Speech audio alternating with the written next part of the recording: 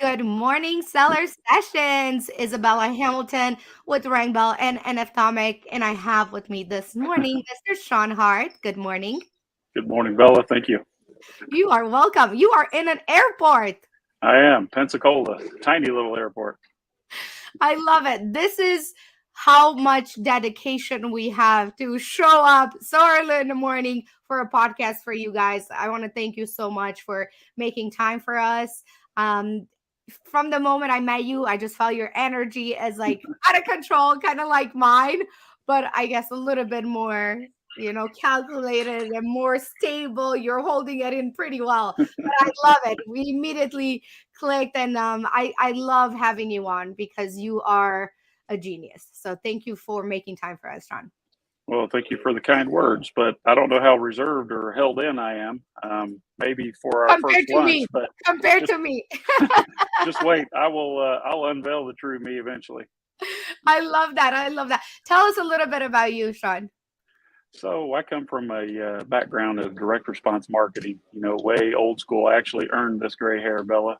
And in my previous business, before I got involved with doing third party sales on Amazon, we were forced to put a tremendous amount of value in creating relationships and a customer list. Because frankly, without a real customer list to tap into for what we call back end sales, then my business would not have survived. So when I got into the Amazon arena, it was just a natural progression. I had no idea, Bella, that a lot of Amazon sellers out there were first time entrepreneurs, and we're not really focused on old school fundamental marketing, but rather focused on creating transactions. So, what my business partner and I have been able to do is phenomenal by building massive audiences using Amazon as are you ready for this? Profitable customer acquisition channel. And that's been the big difference. I love it. It's interesting because right before we went live, that's exactly a topic that we were talking about. And it's so great to hear that you've been doing this for so long. And I feel like a lot of people don't understand the value. I mean, everybody wants a list. We all know this, but I don't feel like everybody wants to put in the time and the hard work that it takes to acquire something like this. Like, what made you see this as a very important factor in creating a successful business? Like, when was the moment for you where you're like, you know what, I need to do this? Well, when I made the decision to put the effort into building a list and actually creating an audience, it was like when I realized that the value in what we were doing, Belly, was not about the product we were selling. It was about the audience that we were serving.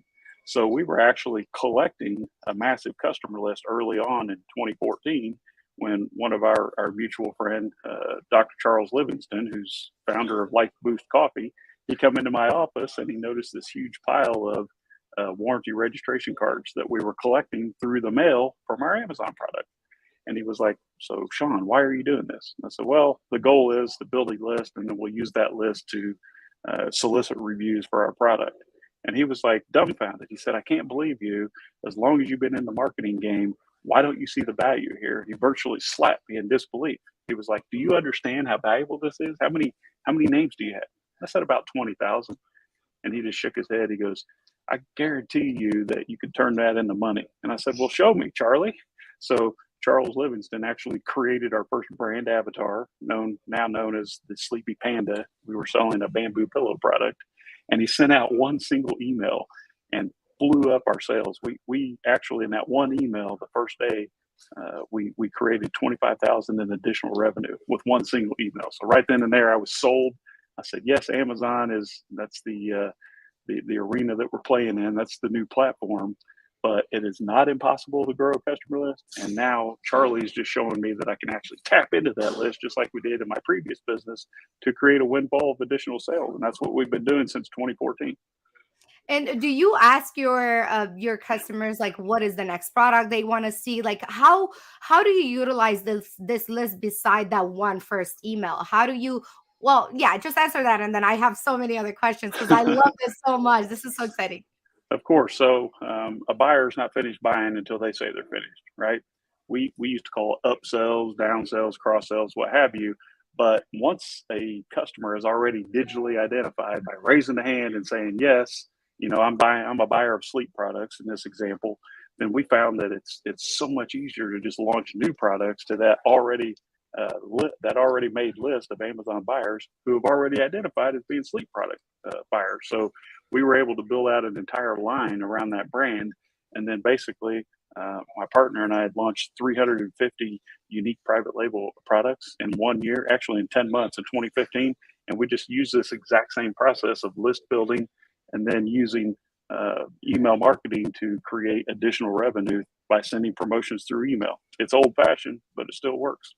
I love it. That's definitely the way to go. And even in the Amazon world right now, I think it's great having this channel, and we're all here because of Amazon, and I met you because of Amazon and all the other amazing people in our network. But I think this is still a very important topic that a lot of people don't want to get into, probably because of the fear. I mean, what does it even take to build a list of 20,000 people, and where did you even start? Like, who was the first person, and how did you end up growing it to such a massive level? Well, it's a phenomenon that we like to call the slippery slope or the first yes. And, in anything in life, whether business or personal life, it doesn't matter. Everything begins with that first yes. So, what we found is by making a simple ask and being able to easily create that first yes or that first opt in, then everything else that happened after that was so much easier. So, just to give you an example, Bella, for that particular pillow, well, it was going to cost us about $250,000 to launch this pillow back in 2014. It was super competitive, high barrier to entry, super high minimum order quantity. So we wanted to kind of stack the deck, if you will, before we launched. So we had found the sleep mask, like the something that you get for free when you fly first class. Exactly. I guess that's what it's called, the sleep mask, right? It is. And so that's a sleep product, but it was super low barrier to entry. It was low minimum order quantity. It was very inexpensive. While most sellers were out there selling sleep masks between $12 and $20, we decided to launch our own sleep mask brand, and we sold it at a breakthrough price of just $5.99. So we Mhm. broke even on those sales, maybe made a tiny little bit of profit, but we sold 250,000 sleep masks. Okay, and we built a list of about 50,000 buyers by creating or adding into the product at the packaging level what we call an attention getting marketing insert. So basically, you open your sleep mask and out pops this insert. It's probably cost us more than the sleep mask, to be honest, but it gave you a really good reason to opt into the list so that you can get ongoing value, enhancing the customer's experience, and providing world class customer support. And what we've noticed that a lot of sellers do, because product inserts have a bad name, right? Because sellers are using those the wrong way. A lot of sellers, unfortunately, are using inserts to create reviews, to manipulate the review system, to circumvent Amazon's ordering process, and that's 100% against the rules. What we're doing differently is we come from a position of value, and we're enhancing the end user's experience, creating world-class customer support, and compelling about 20 to 30% of our buyers to opt in so that they can do more business and learn more about our brand. It's not magic, Bella. It's just good old fashioned fundamental marketing. Mm. And this is something I feel like, people at least have heard of before, where you have that initial offering, but yet not many people do it. Why do you think that is? Do you think they have a fear that they're going to spend in all this money and not get the result? Like, where do you think the block is? Because like you said, it's not magic. It's not something we haven't heard before, but what what is that, fear that stops people from doing exactly just this? Well, I'll tell you exactly what it is. And it's almost like we rehearsed this, but we did not, did we? So the No, biggest fear is, as a seller, you're thinking to yourself, all right, it's a sleep mask. Great. I understand the concept of the tripwire. That is, lower the hurdle for that first purchase. That initial purchase is designed to bring you into my sales funnel so that we can then upsell you other products that we really want to sell, the product where we make profit.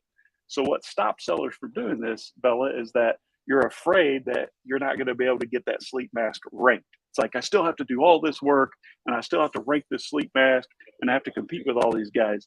But what we're doing is we are stacking the deck in our favor, but with two options. Number one, we lower the price so that it becomes immediately appealing to those who are price shoppers. And then we also add more value to the listing to create more pressure to get you to purchase my product. Would you like an example? please. Okay, so we had a pizza stone, which was a big, heavy stone that you would use to cook a pizza in the oven. It's heavy, it's expensive, it's high MOQ, it's super, I mean, it's a great opportunity, but it's super competitive. So instead of launching the pizza stone, we found that a lot of folks who were buying the pizza stone, Bella, were also buying this pizza wheel, a pizza cutter that cost us about 80 cents to manufacture.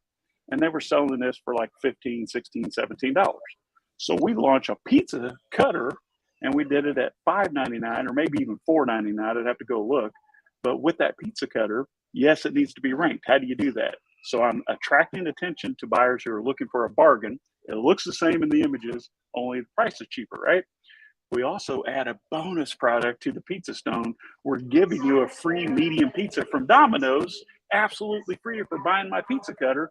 The Domino's pizza has a value of $17.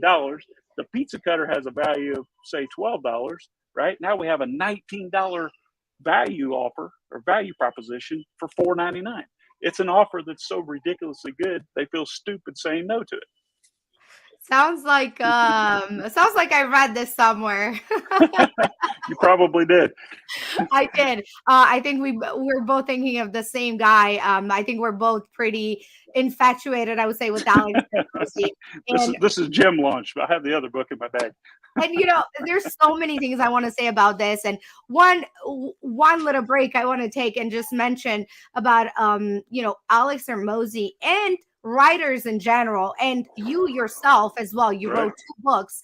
And what I want to mention about this, for somebody that has been, in your case, this example of you've been a marketer for so many years, and here you are pouring your knowledge into one book, right? It's like Yep.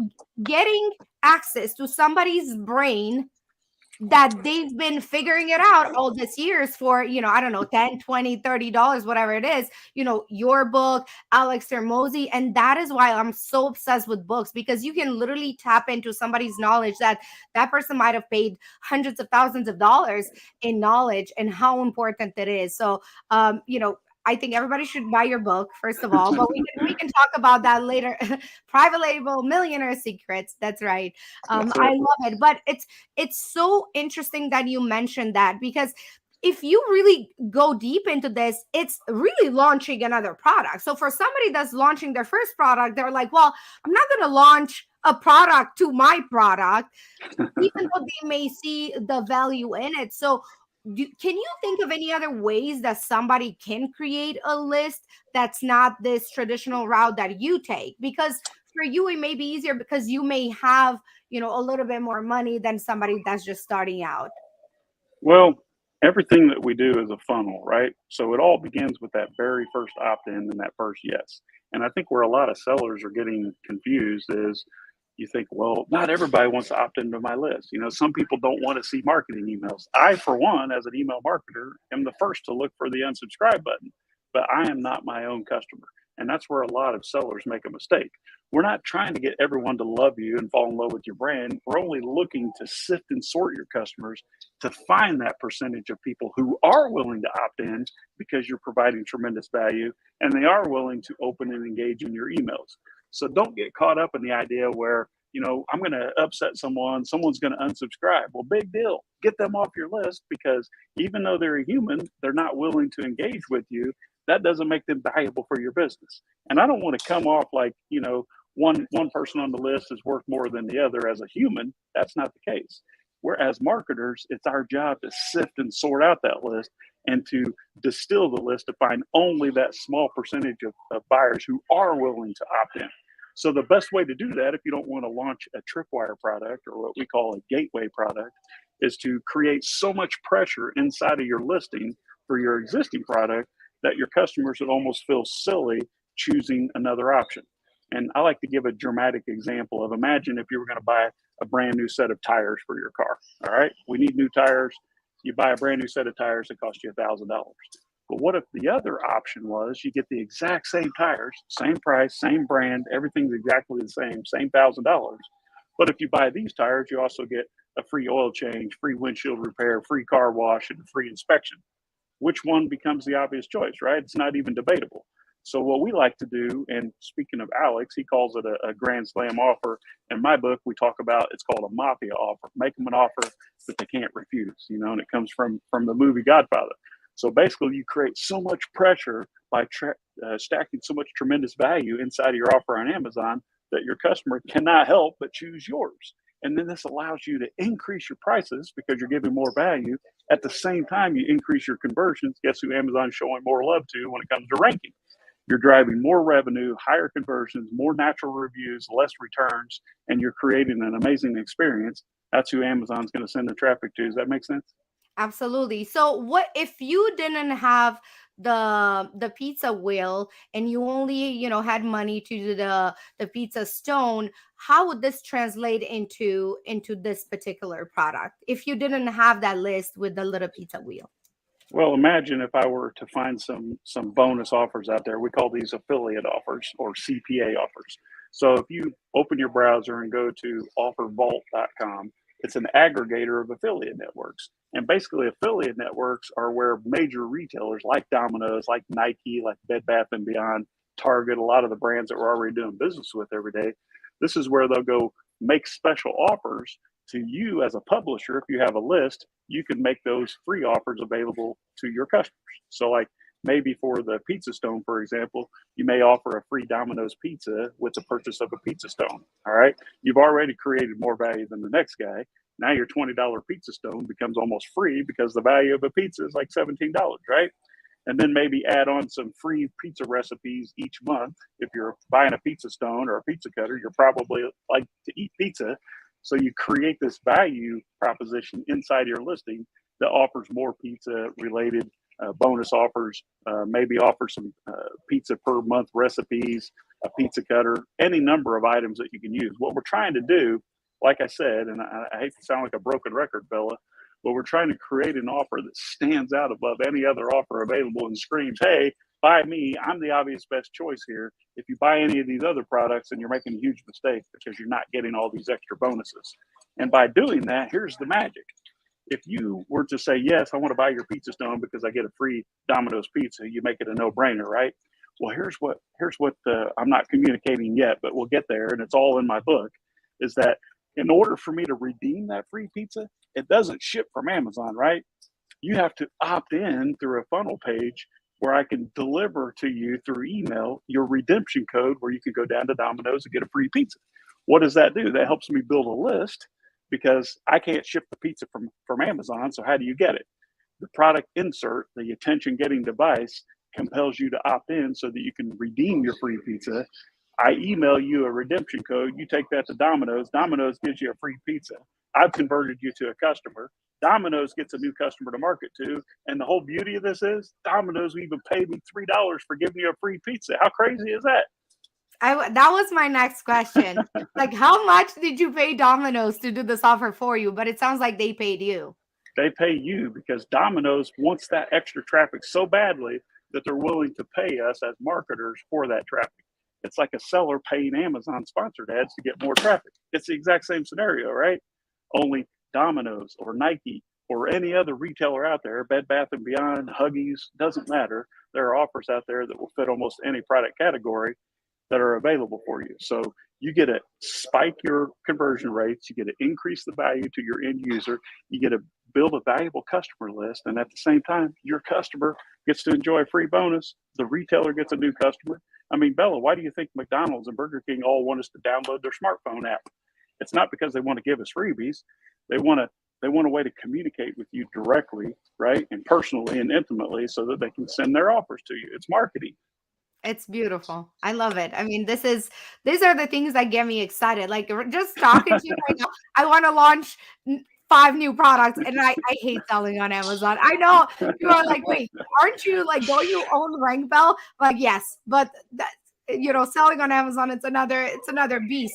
But you make it sound so clear and easy, and you're right. Like I think a lot of people just tend to overcomplicate things. But how did you find out about Offervault? Like where did that come from? Just by being in the Well, space, or how did you even think to connect the two? Well, I've been creating what we call mafia offers in the book. Chapter 4, in case I know I give you a copy, Bella, but check it out. In chapter 4, we talk about creating a mafia offer. And that's applying so much pressure on the value part, but at the same time, removing all of the risk. You know, as a buyer, you want to get the maximum return on your investment and you want to lower your risk. As sellers, remote sellers, most buyers don't trust us because they don't know us, right? They've never interacted with us. That's why they're buying on Amazon. So we need to lower that barrier of trust and provide so much value, removing all of the risk involved. And if you read chapter 4, you see the mafia offer that we created with one of my past products. That's how we have to think as marketers and as sellers. So as a seller, I've always been looking for products that I can match up or marry up with my existing offers that increase my value, doesn't cost me any additional cost, and doesn't cost my end user anything. So when you match up a Domino's pizza with your pizza cup, for example, or your pizza stone, you're not adding any cost to yourself as a seller. You're not adding any cost to the end user. You're only adding cost to Domino's, who's willing to pay you for that. So how I come across Offervault, actually my favorite affiliate network out there, if you want to check it out, it's called Max Bounty, MAX Max Bounty. And Max Bounty creates these amazing offers where we can give free bonuses away to our customers and then get paid bounties on that. Well, when I was scrolling through offers one day, I came across, when I was actually doing a Google search for an offer, I came across Offervault. Well, Offervault is the biggest, fella, because they're an aggregator. They take the thousands of affiliate networks around the world and they bring them into one place where you can go in and search for offers. So if you go to offervault.com right now, search for Domino's Pizza, I guarantee you there's an offer in there for a free pizza. It may pay $1, it may pay $2, may pay $3.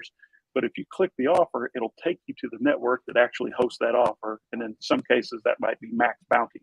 And that's where you'll want to sign up as an affiliate, create your tracking code, share that with your opt-ins, and then allow your customers to get freebies. They pay you for the traffic and you blow out your competitors.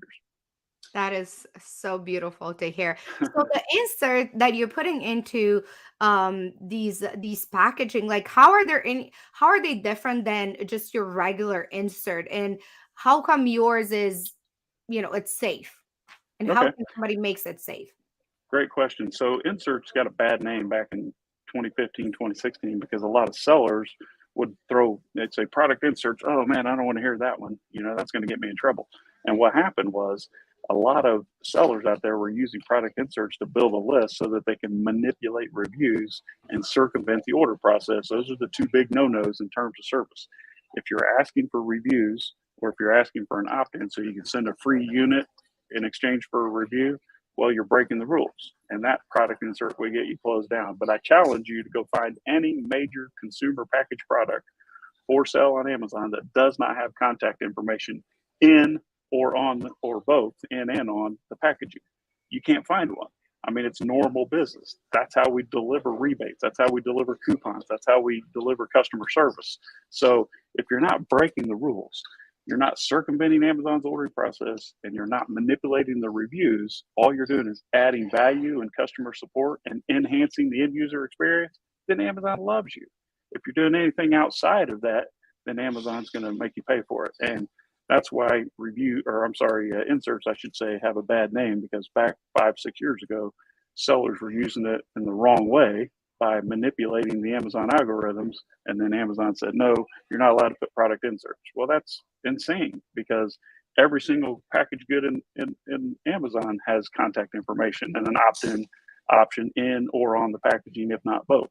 It's what you're doing with it. If you're coming from a position of value, then it's 100% above board. But if not, then it's against the rules. That's the bottom line.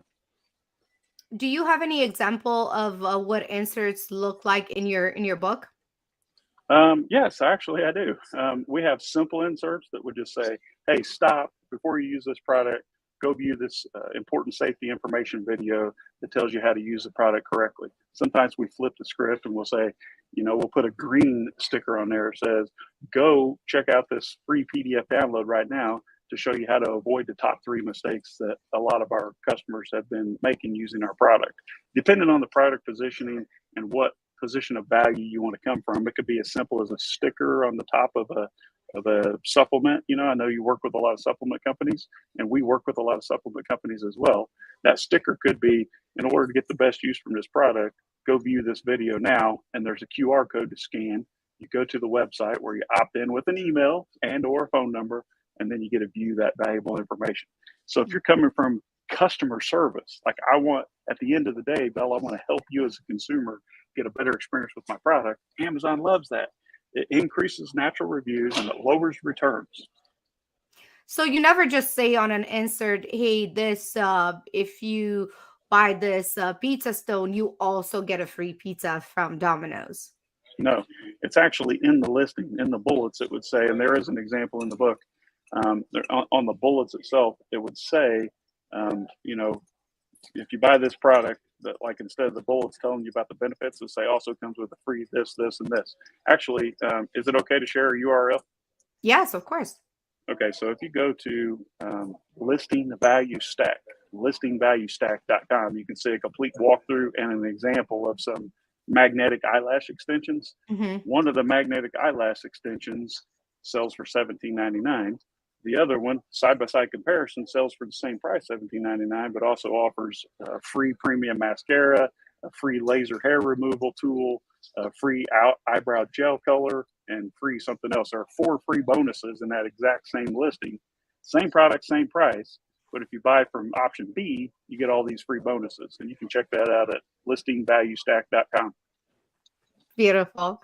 And these are already like warm audience because once they opt into your list, you already know they love pizza. You already know they are excited because first of all, you started off with the right decision on the right foot, right? Like they already know that you provide so much value, you provide something free, so they'll be even more willing to open your next email.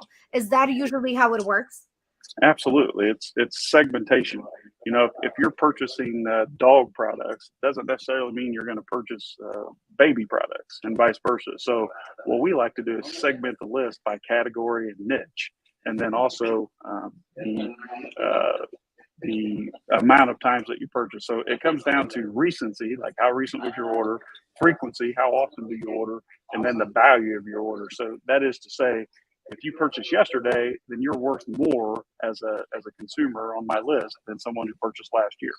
And that's the recency part. The frequency is if you purchase every month for the last 2 years, you're worth more than the gal who just purchased once 6 months ago.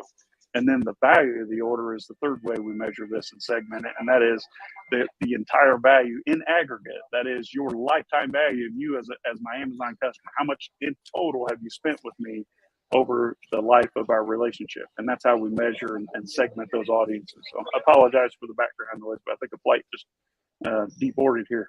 You're fine. You're fine. So once you have this list, have you ever tested, and I'm sure you have, like doing cross lists, like somebody that's into like the pizza tested with those who are buying pet products and just to see how big the opening rate is and actually the follow through and the orders? Absolutely. So my main goal in coming on your show here for the seller sessions is to provide value for your listeners so that they can take the content and put it into action. But my company, Post Purchase Pro, actually has a product that we call Audience Alliance, where the clients that we work with have the option to do a list share with our other clients. And right now we have just over 27 million Amazon buyers on our list. So let's say if you're a client of Pro and I'm a client, if we both opt into Audience Alliance, then you would send my marketing promotion for my product to your list from your email. And then in turn, I would send your promotion to your Amazon product to my list for my email. And what that does is it gets higher open rate and higher engagement because it's coming from a known source and a known email address. And at the same time, yours is going to give me higher open rate as well. So we cross promote each other's products. Now, if you're selling buggy whips and I'm selling pump handles, there might not necessarily be a connection there, but Amazon buyers are Amazon buyers. Like me, I shop almost exclusively on Amazon. I wish I could order groceries on Amazon, but where I live in the woods, they don't do that. We used to do that, but I'm a buyer. So if you send me an Amazon offer, I'm going to sit up and pay attention. I'm going to take notice, and I may or may not act on it. But at the end of the day, if a tiny percentage of your customer will re-engage with you and will buy your product, that's all it takes to create a windfall of additional revenue. Now, here I'm going to hit you with a statistic, Bella, and this may be shocking to you, but in my entire history, both before Amazon, during Amazon, after Amazon, I can literally allocate 41% of every single dollar that we've ever generated through our marketing comes from our existing customers with a follow-up promotion. 41 cents on every dollar. It's just remarkable. It's beautiful. It's amazing. I love it.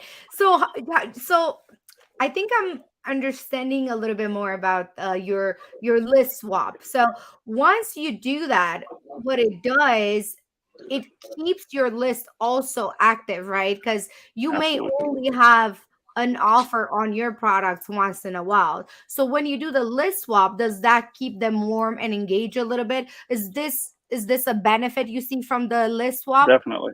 Definitely, it's a benefit because as a marketer and a list owner, you continue to be relevant to the conversation. You continue to be top of mind. And with our post purchase pro, as a client, we may be only sending 2 or 3 marketing messages to your list each month.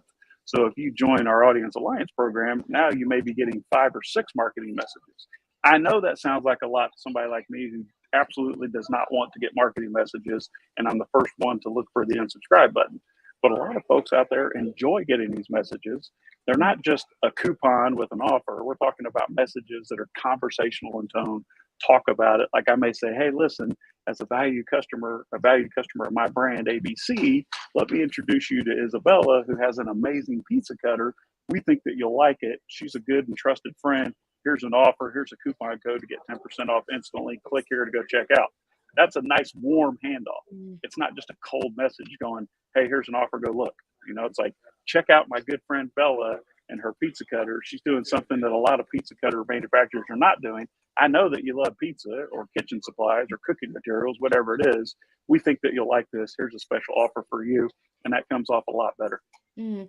So are the emails always in a selling format, or do you have like some other value in between, like some type of knowledge or some type of information, or it's always sell, sell, sell, sell? I love this because I'm speaking about something that I'm obviously passionate about, and it has absolutely nothing to do with the Google form that you had me fill out before your show.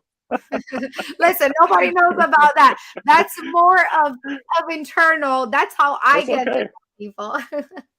I love it, though. I even modeled it for my own podcast. So thank you for that. You're welcome. So, anyway, what we do, any good salesman is never going to be in front of an audience without making an offer, right? It's the way we function. A good witness of Christianity is never going to be in front of an audience without making an offer for Jesus, right? So, yes, the email is a conversational email. It's a personal email with a conversation about, maybe it's around a holiday, Easter or Father's Day or something like that. But we never, ever, ever send an email that doesn't have at least one offer, if not more than one offer, near the bottom. And we always let people know, if you want to unsubscribe, here's the unsubscribe button by all means. If you don't want to receive these offers, we don't want to annoy you with it. But those who do stay on, you're getting good conversation. You're getting some fun, like animated GIFs and things in the email. So they're fun to open, they're fun to engage with, and we always, always, always make an offer. And your offers are always for Amazon? Always for Amazon. Our number one goal is always to promote your Amazon products back on your Amazon store because of all of what we call a collateral benefit that comes from sending that good quality outside traffic back to your Amazon listing. At the end of the day, you can send it anywhere you want. You can send it to Disney.com if you like, but it's not going to help your Amazon business. Hmm. But since you already have like such a big list, and some of your clients also, I assume by now, have big lists, wouldn't it be natural to think that they would send that traffic back to, let's say, their Shopify store instead of Amazon?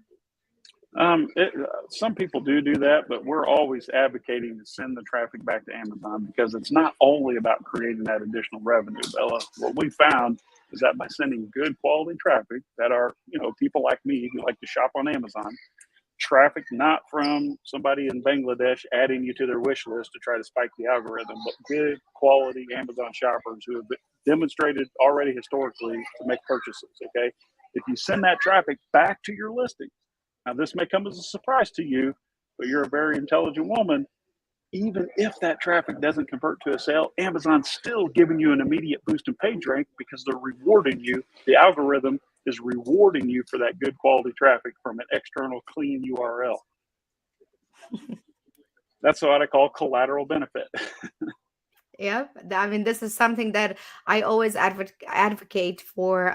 New clients that come to work with RankBell. Would tell them, it's amazing having organic traffic on Amazon, but also Amazon loves seeing outside traffic coming in because even though they're so big, they do want to gather more people if possible from Facebook, Sure. Instagram, Pinterest, every other resource out there. I mean, obviously, I think the majority of it, they still love to see people coming into their home. Amazon, But they why? want to see that. It's because I don't know I'll why. I tell mean, you why. maybe in my opinion is it's their own home. They want to see continuous increase of traffic. They don't want people leaving Amazon. They want people to stay on Amazon, but also bring all the other outside sources. Exactly. So rewarding you with ranking it's a value. It's a not a commodity, but it's almost a love language for Amazon. It's almost a currency in its own. It doesn't cost Amazon anything to reward you with extra ranking for that outside traffic. Amazon, the same reason McDonald's gives away a free value meal for downloading the app, it's the same reason Nike gives free socks to promote their new sneakers. It's the same reason Domino's wants to give you a free pizza. Amazon, above all these other retailers, know more about you than Facebook and the US government, I can promise you. And they know exactly the average cart value every single time you go to the platform.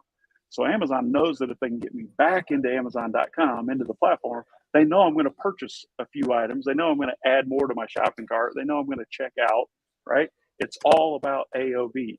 And the same reason that Domino's give you a free pizza, they already know. They have their sales process so dialed in that they know it doesn't stop with one pizza. There's upsells, cross sales, down sales, lifetime value. They can market coupons and other offers. And then actually, this is almost a curse word in our industry, but they rent your list out. They rent their list in your name to other marketers so that they can also send you offers. It's ugly, but it's reality. That's what happens. That's the same thing that happens, Bella, if you sign up to win a free cruise, a free car, sweepstakes cash, or a shopping spree. There's no money in giving you a free cruise. The money's in the list. It's in the data.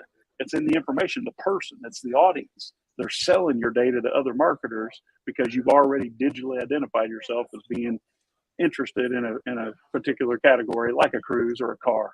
They know you're in the market for a car. Guess what? Go check your mailbox. You're going to Mm. start getting more and more new car offers, guaranteed. When you send out these offers, do you only use email, or have you ever tested the SMS version of this?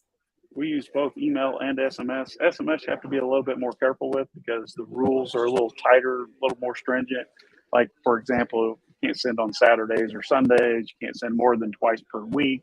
A lot of people do, but the FTC and the FCC are kind of, pushing back on that marketing.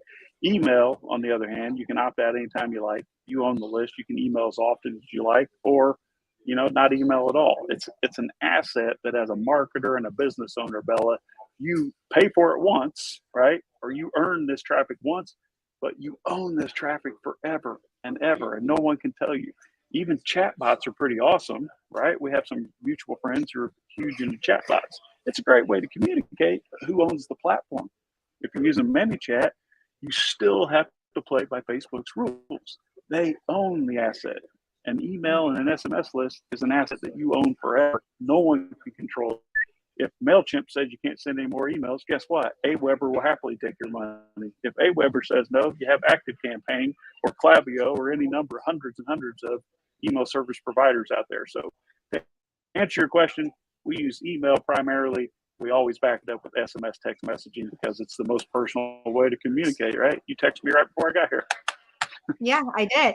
And do you feel like the opening rate is higher in the SMS format? And do you feel like you would get more sales through that? Well, we don't normally see direct sales from the SMS, they are trackable. The open rate is almost 100% within a couple of minutes of getting a text. Email open rates, we're seeing, I mean, on the high end, we're getting like 30% open rates on our marketing messages. On the initial opt-in or order confirmation indoctrination email, we'll get 80%.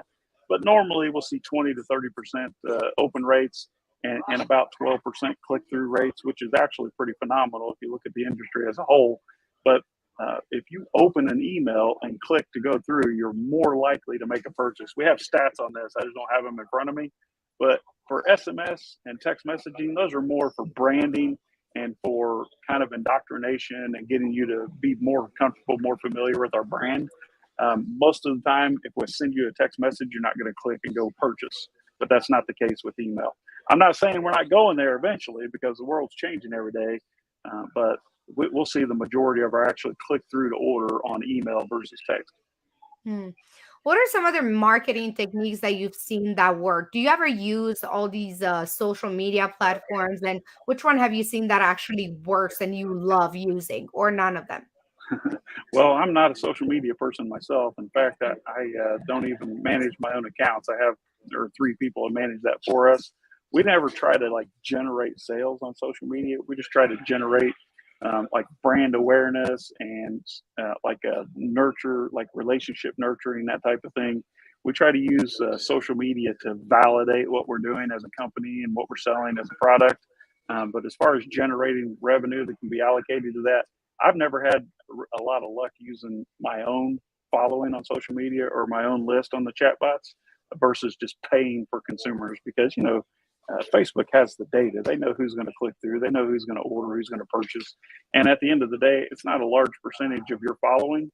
So it's better to just pay for that data from Facebook, in my opinion. And I do know a lot about the subject. I actually created pretty extensive training on that for the last several years on using Facebook ads to drive revenue on physical products. It's just not my favorite avenue. I'm always email first, text second, because I own it. I control it. I can do what I want, and no one's going to tell me no. And you can use that money that you spend in Facebook marketing to create that Thank first you. offer. Right. It's all about getting that first yes. Everything starts with one simple yes. If you can put an easy ask out there in front of your audience or a JV partner or a new client, it's much easier to create that slippery slope. And each subsequent yes is going to be easier and easier. And, a lot of things that we do in marketing seem like magic, but it's just fundamental. It's nurturing, it's relationship building, it's contact list building. And the more contacts you make, the more sales you create. That's just the way it works. That's the name of the game. Okay, one more question when it comes to marketing. I mean, I want to ask you like 100 more, but I don't want you to be so heavily marketing before your flight. But what do you think about influencers? Because we touched a little bit before going live. What do you think about that? Like for real? I love influencers for the simple fact that it's a warm introduction, it's a warm handoff, it's a transfer of trust. Okay, because if I were to go on your podcast without you interviewing me, no one cares. But the fact that you introduce me and say, "Hey, I know this guy, and I like him. Listen to what he has to say." That's the same as an influencer. You are influencing your audience to listen to me. I love it because it's a very warm, it's a very sincere and authentic transfer of trust. That's why it works so well. So what in the cases when it doesn't work, like the example I gave you before going live, where do you think people go wrong with that? Do you think is the trust? They think this person is actually influencing more than they expect? Where is the disconnect? I don't believe that. I can understand why one would think that, but in my opinion, I've been in the marketing game for 30 years now. Don't tell anyone. And I think it has to do with the offer not resonating with the audience. Because if you have the right offer with the right audience at the right time, then it's magic. But for example, if you're selling baby products, I don't care how big of an influence you have with 50-year-old women, you're probably not going to sell any new baby products, right? Or any pregnancy products, we'll say. Maybe the 50-year-old woman has grandkids, who knows? But you understand if the offer and the message does not resonate or make sense to the end audience, then you're not going to get any results. So you have to get those 3 in line: the offer, or the message, the offer, the audience, and the timing all have to be perfectly aligned to get maximum results. And that's where the different categories of influence comes in. If I'm trying to sell, plastic water bottles and you're influencing Save the Whales committee, it's probably not going to resonate, right? It's complete opposite. So if you can create that scenario where everything just meshes perfectly together instead of being a polar opposite or being polarizing, then I think your message is going to be well received, and that warm transfer of trust is going to pay off in dividends. And at the same time, like I know with your influencer audience, you can orchestrate these transactions and these handoffs as many times as you like because you control that media. If you go out there and spend money on sponsored ads on Facebook or Google or YouTube, yes, maybe you're going to generate $10,000 in revenue right now today. But what is that going to do for you next month, next year, 5 years from now? Nothing. But if you spend the same amount of money creating the list that you own and control, well, guess what? You can tap into that list as often as you like, and it doesn't cost you anything. When it comes to the same as with influencers, right? If you have a list of influencers, or if you have an email list or a text message list, every time you get to that, if you're paying, let's say you're paying $1 per click to get leads back to your Amazon listing, 10,000 clicks cost you $10,000, right? Well, 10,000 clicks from your own email list cost you what? Nothing. 100,000 clicks, $0. A million clicks, no cost. It's the gift that keeps on giving. It's an asset that you own and control forever. That's why I can't advocate for that enough, Bella. So at Post Purchase Pro, do you help people set up that little marketing piece? Let's say a brand found an influencer and all they need for you is to help them create that perfect offer. Do you do that? Do you help them with that? We don't do anything with influencers. The only thing that we do is we create product inserts, sales funnels, customer acquisition funnels, email and text marketing specifically for Amazon sellers. That's it. That's my go-to resource. That's the only thing that we do. Okay. Yeah, that would be, I mean, for those listening, if this could be a good service for somebody to have, because that is something, Sean, I see over and over, people that have a really good product and they come across a really good influencer, but then whatever happens in the middle, it doesn't work. It doesn't work, and then they end up, spending all this money for this influencer that makes a post and a story and whatever the rules are, and then they end up with really not much to show for. So let me be honest with you, right? Writing the book is the most amount of work you'll ever do for the least amount of pay. So I'm definitely not pushing the book for money. But I need to explain something to you. In this book, we talk about the slippery slope effect and creating that first yes. And what I think where marketers are falling off, no matter how influential your influencer is, if the message doesn't resonate with the audience, or if you're asking for too much too quickly, it's like going on a first date and then asking for marriage. It just doesn't work. You have to create a scenario where each individual step creates a situation where you can naturally ask for the next yes. I did a webinar recently for a gentleman for a cold audience, and he had a $3,500 offer. It doesn't make sense, Bella. It's a tough pill to swallow for you to come in, spend 45 minutes with me, and spend $3,500. It's just not going to happen.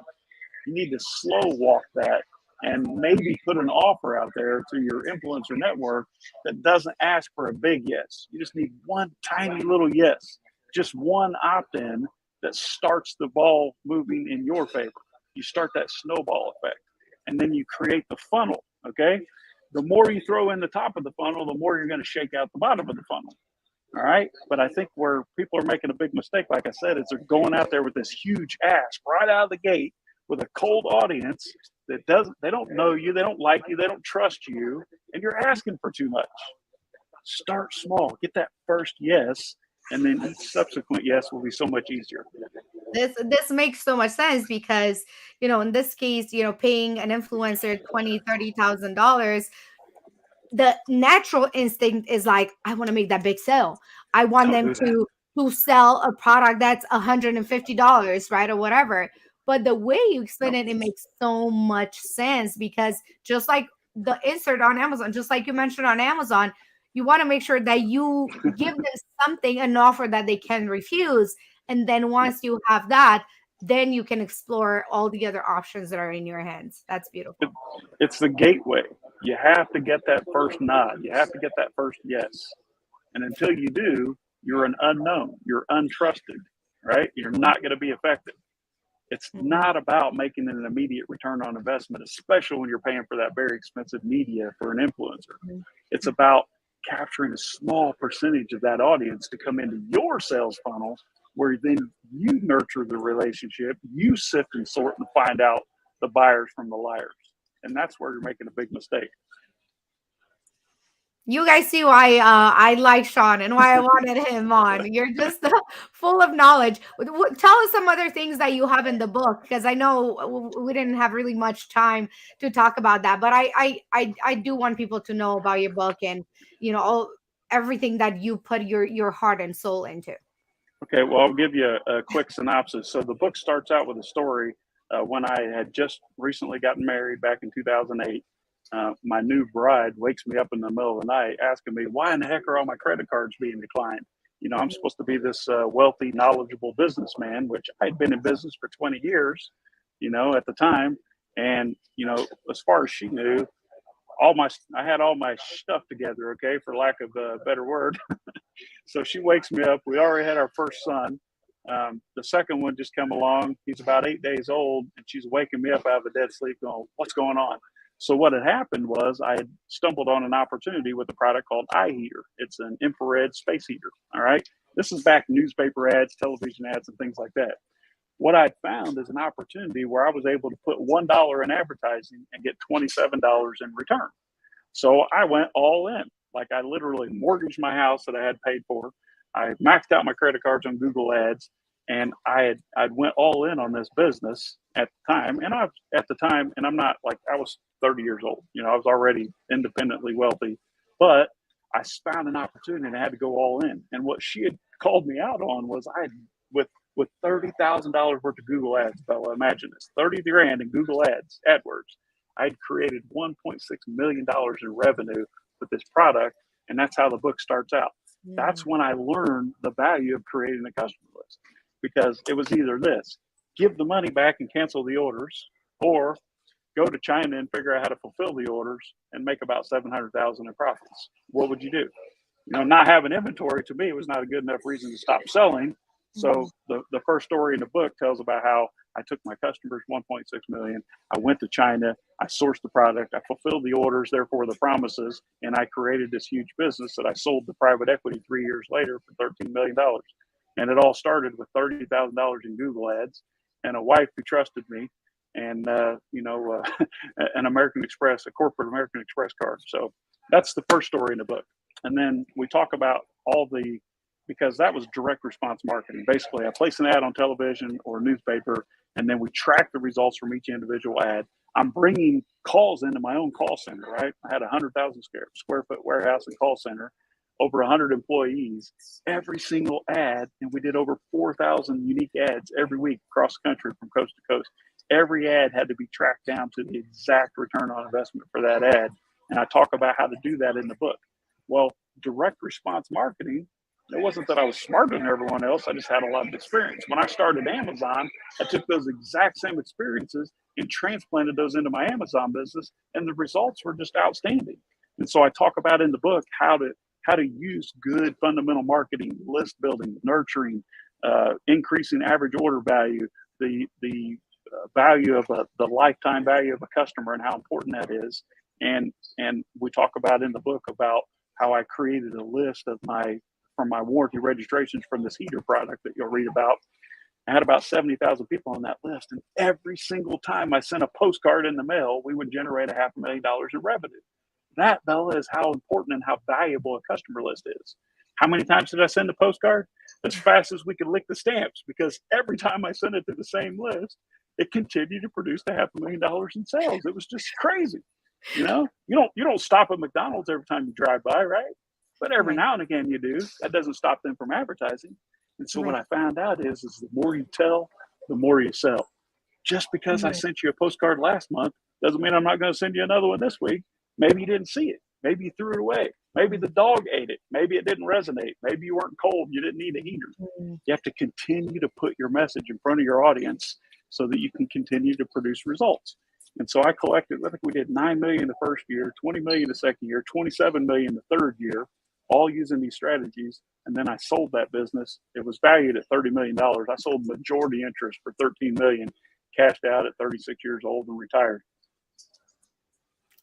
And now, what do you do now? You have all this money, you have all this businesses. You created what, 17 businesses, you said?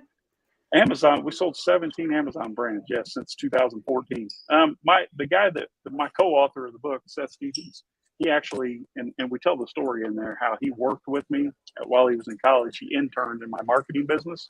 So after a couple of years after I sold out, he called me up basically and said, "Hey, I'm out of school now. I finished college. I'm looking for a mentor." And to be frank, I was bored. I didn't have anything to do, but I happened to be peddling Amazon stuff out of my garage to keep me busy. I had 3 children in diapers, so I said, "Yes, I'll mentor you." So Seth and I met up. He was young and full of energy like I used to be, and I was old and full of wisdom. So we just got together and we leveraged the Amazon platform to create all these amazing brands. And now we're just helping other Amazon sellers get more Amazon customers and make those customers more valuable through what we call post-purchase marketing. Amazing.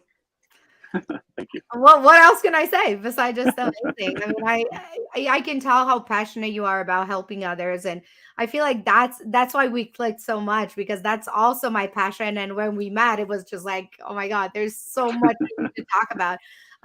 Yeah, I think first of all, my book, somebody took it because I said, it's fine because I know I can get more, but they were just obsessed with the All right. idea, so it's fine. I'll just order myself a copy. It's fine.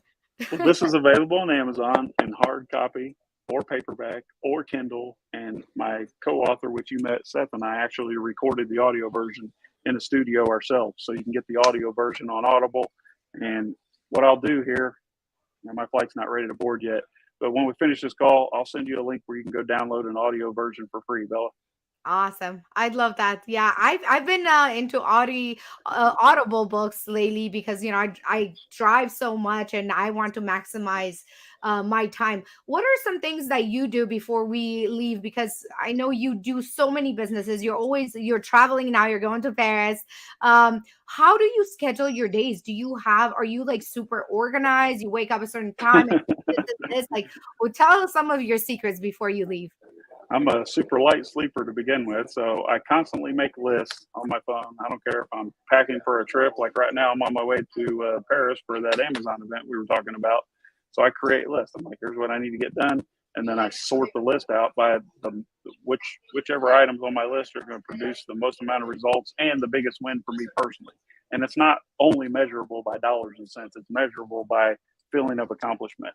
And the only reason I'm still in the game, I retired the first time when I was 27. I did it again when I was like, 36. We sold our Amazon consulting business in 2020. So I retired for the third time 2 years ago. I just want to live up to my full potential. I think God has blessed me with this amazing opportunity to use marketing to help other sellers achieve some of the success that we've seen. And I thoroughly enjoy helping other sellers get to that level. I love opening the door to marketing concepts to those who have not looked at that before. Like I said, a lot of Amazon sellers, Bella, unfortunately, are first-time entrepreneurs. And so Amazon literally takes all of the headache out of owning a physical products business for you.